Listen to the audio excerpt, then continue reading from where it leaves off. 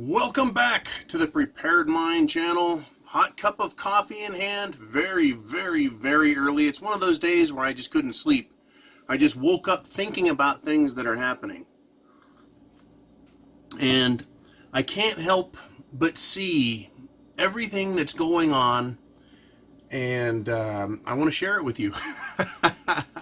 So here we go. Here we go. There is, you guys have heard me talk about logical fallacies. That is, introducing an idea that has a false premise into an argument in order to gain advantage. Now, I know I've said I will definitely take advantage of everything I can to make my point, to get it across. But I want to point out how the media, and this is no surprise, is full of shit, and also the alternative media is making errors. It is being sucked into a false premise in an argument against what is coming from the abusive left. And so the false premise I want to discuss is the false choice of two options. You're presented with one that is obviously something you don't want, and you're told, here is the alternative. And then you're told there's only a choice of the two. You're not being told that there's a choice of a third or a fourth, or that there's innumerable choices. But this is the premise that's being put together and put forward by the alternative news as well. It's mainstream news and it's the alternative news, and we need to be very careful as preppers, as patriots, as thinkers, not to be pulled into the trap, and to understand we're being fed something that doesn't taste good at all. So I want to start with this article. Billionaire Cooperman, he blasts Elizabeth Warren, Democratic presidential candidate, at the lead anyways in their party, for, quote, shitting on the fucking American dream. That's quite a statement from a billionaire, an old white guy. So what he was saying is her policies are counterproductive. They're negative for capitalism. You don't make the poor people rich by making the rich people poor, Cooperman said. He's correct. Right now, the market is assuming Donald Trump is reelected. If it looks like Elizabeth Warren or Bernie Sanders are credible opponents, the market will go down. They won't open the stock market if Elizabeth Warren is the next president. Now, what he's saying there is true. The market believes Trump will win. Everything's calm. They want to keep everything calm. And we also know that these uber rich guys, like this billionaire, all the billionaires, or most of the billionaires are on this side. They're like, yeah, we do not want a socialist in office. If you do that, the market will crash. Trump has said, if they even impeach him, the market is going to crash. The Democrats need the market to crash because they know that it's the economy's stupid. Thank you, James Carville, campaign advisor for President Bill Clinton in the early 90s. Well, most of the 90s. He stepped up his rhetoric. He's done all that he can. This Cooperman fellow, but he's offering a false narrative. And I agree with what he said, but the premise out there, they'll use this quote from him. She's shitting on the American dream. You bet she is. The American dream of home ownership. Well, the government has shit on that altogether with property taxes.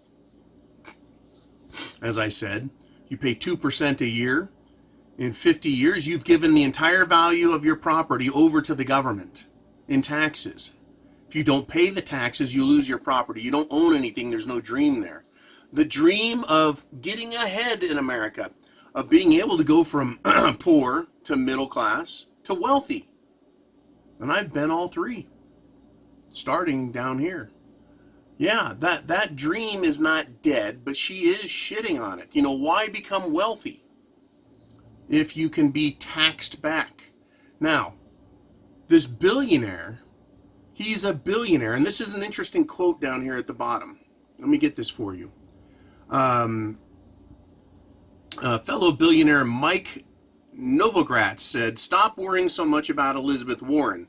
You're not victims, you're the richest people in the world. How in God's name do you feel like a victim?" Right. I wouldn't mind being a billionaire and paying 50% wealth tax over the rest of my life. That would still leave me with $500 million. Right? So you can make that argument. Taxing the rich isn't going to put them in the poorhouse. So the billionaire Cooperman, who said, right, you don't make poor people rich by making rich people poor. He's correct in saying that, but he's not going to be made to be poor. But I will not. What I won't do is look at Elizabeth Warren and say, well, yeah, you're not going to make them poor, so go ahead and tax them 50% over the next 50 years. I don't care. Because we know that those taxes are transferred down to other people. Rich don't like paying taxes. No one likes paying taxes. The rich don't either. But I don't want to give her permission to tax him because that's permission to tax me. I don't like anyone being taxed. I stand on my morals. But I want to get to this. I will show you how they're offering us a fake story here. The Unraveling, this is The Unraveling Quickens by Charles Hughes Smith. I'll put links below for these articles. He's an economist. He's a thinking guy, very smart. He says the unraveling of everything that actually matters is quickening. While every news outlet cheerleads the stock market, our leadership and our media don't even attempt to measure what's unraveling, much less address the underlying causes.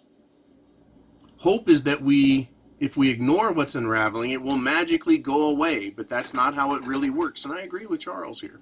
The unraveling is gathering momentum because prices have been pushing higher while wages lag, feeding the rising precariousness and inequality of our economy. So what he's describing here is the fact that, yeah, wages, the cost of everything, it's not balancing out. The poor are getting poorer, the middle class are getting poorer, and the super rich billionaires, they're crying that they may have to pay a little bit of taxes, a little bit more. And by little bit, I mean a few percent. They're really worried about that. But the rich, these billionaires, are getting richer while everyone else isn't. And so that's this unraveling, right? Will you be richer or poorer? Right? A lot of us struggle just to go flat. Flat is the new up. But the system is unraveling. And it's not just wages. It's not just income. It's socially. Things are getting poorer. Everything is unraveling. Our system is unraveling. So I've got an article here by Northman trader, Sven Henrik. Intervention. The Fed has gone into full intervention mode. Not only into full intervention mode, but accelerated intervention mode. Not just little mid-cycle adjustment, but full-bore daily interventions to the tune of dozens of billions of dollars every single day. What's the crisis? After all, we live in the age of trillion-dollar market cap companies, corporations, unemployment at 50-year lows, and the Fed is acting like doomsday clock is melted as a result of a nuclear attack, right? And yeah, he admits he's in hyperbole mode, but not far from it. He says, no, I'm not in hyperbole mode. Unless you think the biggest repo efforts ever, far surpassing 2008 financial crisis, is hyperbole. Now, we've mentioned that the Fed is going to do anything and everything it can, along with the Treasury, the plunge protection team, President Trump and his positive tweets to trick the algos to keep the market up. They will do everything they can to keep this crash from happening. The crash happened. It happened. It happened back in the spring of 17. It happened, or spring of 18. And then in Christmas time of 18, it crashed. The plunge protection team saved it, and they've been saving it ever since. And they're stepping everything up. Now, I want to get back to the very beginning of this. We're being offered two narratives. One is that we need to save the system we have and keep pumping cash into it to keep it going, because the American dream, as Cooperman points out, we have to save the American dream. So we have to pump all of this money in there and keep pumping, and that's option one. Option two is Elizabeth Warren, We've got to tax the rich. We're going to tax everybody. We're going to do a wealth tax. We've got to tax. And that'll make everything fair. We're being offered two narratives and both of them are wrong. I'll pick on Elizabeth Warren first. I don't want to pay more taxes. I don't want my neighbor to pay more taxes. And I don't want billionaires to pay more taxes. I want the government to be responsible and stop spending money, being assholes. I want the government to get out of my life and stop regulating everything. There are certain things that need to be regulated, that corporations do need to be brought under control, but through regulatory and tax processes that are proper, not going after people's wealth, their accumulated wealth, their family wealth, and taxing the living shit out of them. Government needs to be responsible. Now I'm going to go after Cooperman. What Cooperman likes and wants, and what he thinks is the American dream, is what the intervention is. That the Federal Reserve and other banks continue to pump money into the stock market so Cooperman can have his American dream, where only he gets richer, he and his billionaire buddies, and the rest of us are suffering. That is not a viable solution. If it was, when they started in 2008, 2009, we would be in Fat City with money just squirting out of our pockets if everyone was so rich and benefited from what he calls the American dream. His American dream, Cooperman, is that he gets rich on all of this free money, cheap money, and an abusive tax system that punishes people in the middle class. Like the other billionaire said, you're not a victim, pal. Who's being victimized? The middle class. I am a champion of the middle class because the middle class, when it exists, indicates that a society, a culture, a government is working. It's prosperous and people are being treated well. Because a middle class grows not out of the wealthy, but from the bottom up. Right? So the intervention and the unraveling everything is what Cooperman, the billionaire, wants. That's a terrible narrative to follow. It's leading to our destruction.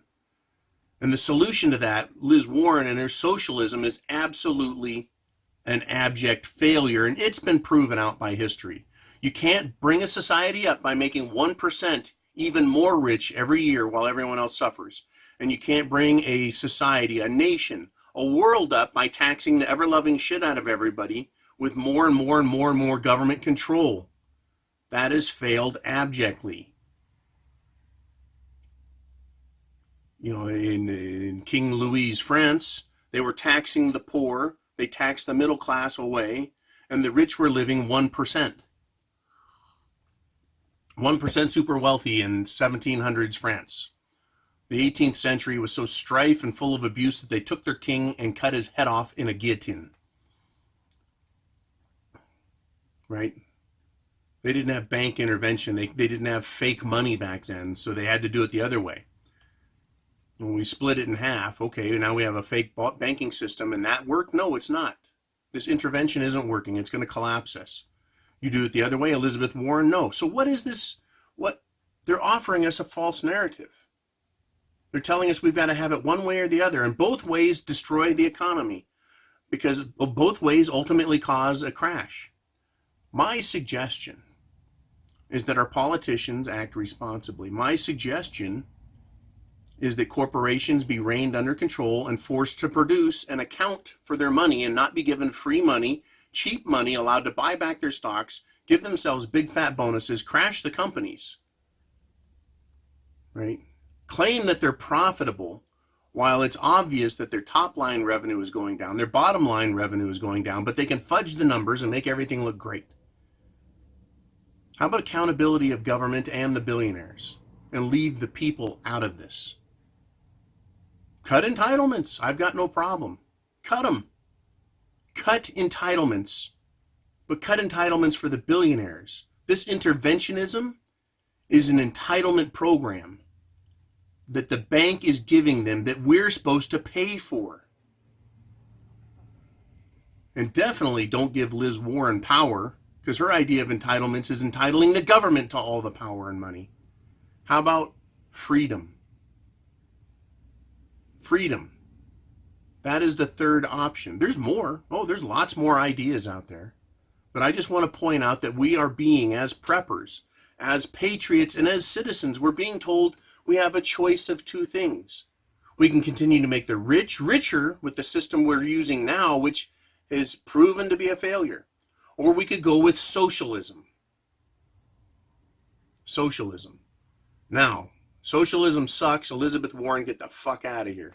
If Trump wants to keep going with this interventionist system, he's going to use it to try and stay elected by keeping the economy having the appearance of working. That's what he wants to do. He wants the economy to appear that it's still working. So he's using all of this cash. He's got the plunge protection team going. He's got Mnuchin in there at the Treasury. They've got the Federal Reserve pumping money out there. He needs that to get reelected. Now here's the question. We don't want Elizabeth Warren elected. That leaves us with Trump. We've got two narratives again. But if Trump, after being elected, continues with this intervention bullshit, who is he really for? Who is he really helping? It's not helping America because, as Charles Hughes Smith points out, it's unraveling. The rich are getting richer while the middle class and the poor are getting poorer. The American dream, that's for billionaires only, will make us all billionaires, according to AOC, first, and then see how we do. Right? It's an impossibility. And it's an impossibility by coming up with a cool idea and having a couple of cool marketing programs or maybe some cool products. You're not going to become a billionaire and become insulated from the downside movement. And it's not just the poor and the middle class. It's also the rich. That's right. Those in the wealthy class, considered the rich, they're also going down. It's the 1%, the billionaires, that are going up. But there are millionaires that are losing every single year. And having a cool idea or a cool product, guess what? The billionaire companies buy it from you, give you a payout of, millions of dollars, and then they make billions off of it. Because even millionaires are handicapped now. I was one of them at one point. I had equitable value in the millions. But you're handicapped by thievery, by being held down, by being told no, and putting you to the point where you sell off your idea or have to abandon your wealth because it's just not a viable product because you're not being allowed to excel. Billionaires don't want other billionaires in the billionaire club. It's a small club and you ain't in it. They do not want more people in that. They want all that interventionist free money for themselves. They're calling that the American dream when it isn't.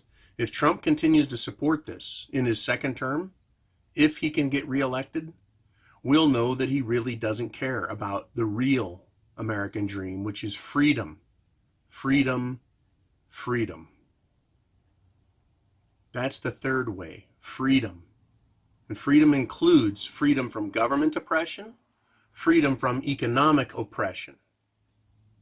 And when you take money from us and give it to the wealthy corporations and claim that's the world, that is not freedom. Right? When you give free money to billionaire corporations, when you do that and then tell the middle class and the lower class, you're going to pay for that with taxes, that is not freedom. It's something quite different. And that's what we're looking at. That's what we're trying to avoid. Let's avoid false narratives as preppers. The unraveling is true, right? The pumping of money into the system is true. And it's also true that billionaires like that, and it's true that Elizabeth Warren wants to go after everybody. So what are our choices? None right now, because there is no freedom candidate and there is no freedom program. They're giving us these two choices. So we know that both lead to ruination and collapse. So get prepared. Food, water, shelter, clothing, medicine, means of self-defense, and a plan. Because chance favors the prepared mind is yours. Thank you again for watching, supporting, coming along for this ride. You guys be cool. I'll talk to you again very, very soon.